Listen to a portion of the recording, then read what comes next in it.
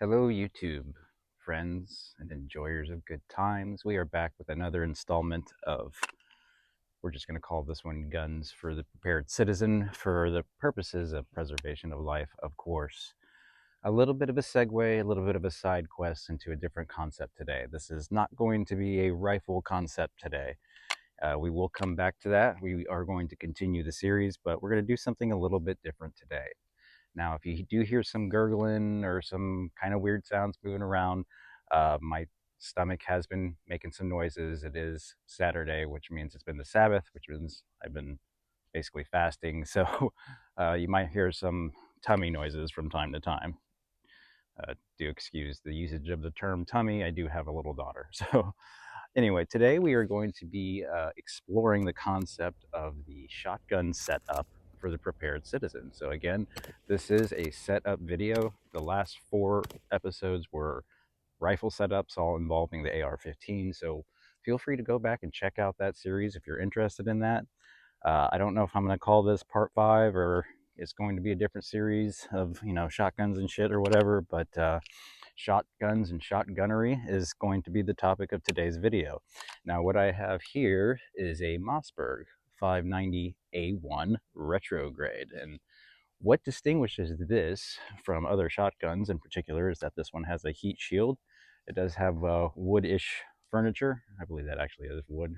Probably should have done some research on this. I have featured this shotgun before in some of my videos, but we've got a lot of new subscribers, and I figured we might go ahead and introduce this concepts of shotguns and shotgunnery. So now, do be advised, for the purposes of the video, I did put on this original little piece of plastic here. So if you go and purchase one of these, make sure you take this off before you go shoot it, because it is plastic.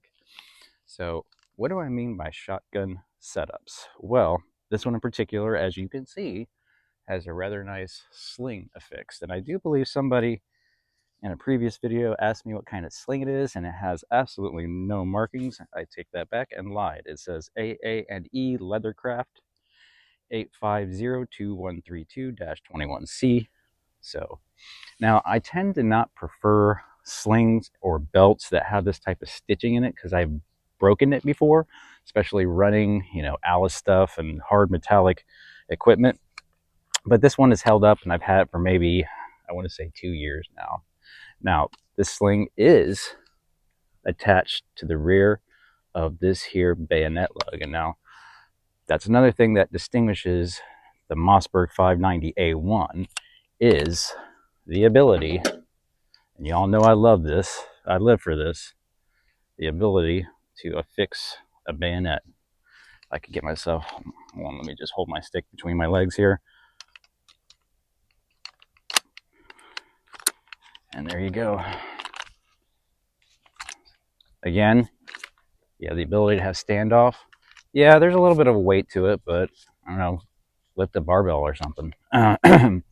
So now, what else distinguishes this as a, particular shotgun setup for the prepared citizen? Well, this one has a sighting system. It has a ghost ring sighting system, as you can see, and a very pronounced front sight blade. By the way, YouTube, this is empty, this is saved, and it's not loaded. So now we have this in particular setup of the sling being attached to the rear of the bayonet lug. That does not become obvious upon purchase of the shotgun. Most people would just typically affix their sling there, perhaps. You actually have to get the stud and thread it in there yourself. And I boogered up my threads a little bit, because when I discovered that, I was so excited. Instead of getting the proper length of stud, I went and found one that was too long in my shop, cut it down with a Dremel, kind of messed up my threads, but eventually got it in there and Loctited it in place. So at the bottom of the sling is just your typical sling mount. Now, another thing, apart from the ghost sighting system, by the way, a little bit of a side quest on that. Another thing I'm thinking about doing is upgrading this to what I have on my current Shockwave, which I'm getting ready to short barrel shotgun my Shockwave. My Shockwave has a very particular setup on it where it has a Glock sighting system with an actual hollow sun red dot on it. That is a pretty cool little setup. And it's got the Streamlight TL racker on it, which has the light Streamlight built in to the pump racker.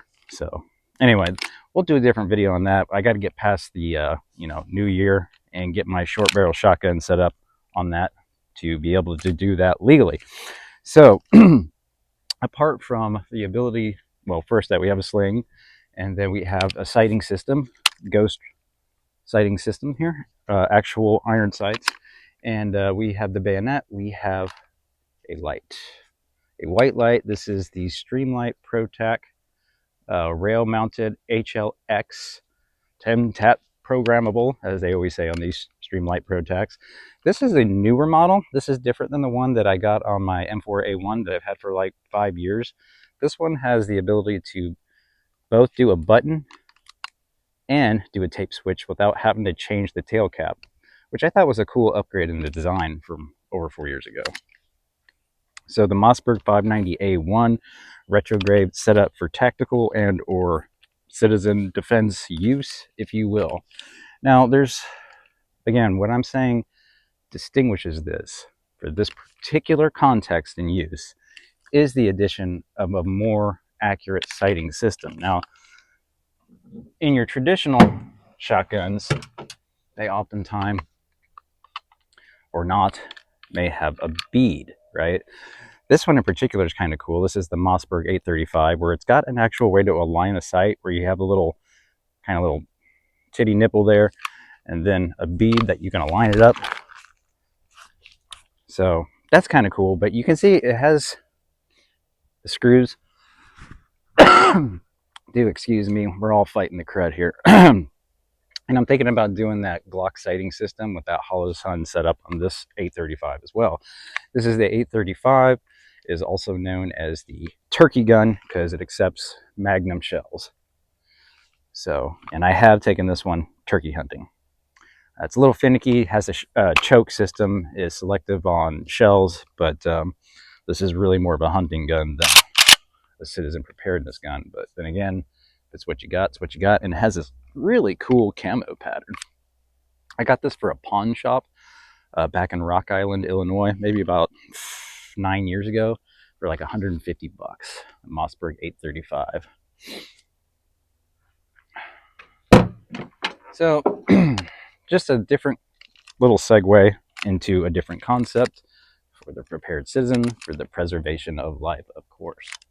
So the great thing about shotguns is there's all kinds of diversity in shotgun shells, and depending on your state or legality, you have all kinds of specialty stuff. You can get kitchen sink shells, you can get stinging ball shells, you can get rock salt shells, you can get dragon's breath in some regards. I mean, there's just the whole gamut of different shotgun shells, and diversity in those is available. And then, of course, this is a 12 gauge, if I didn't mention that already.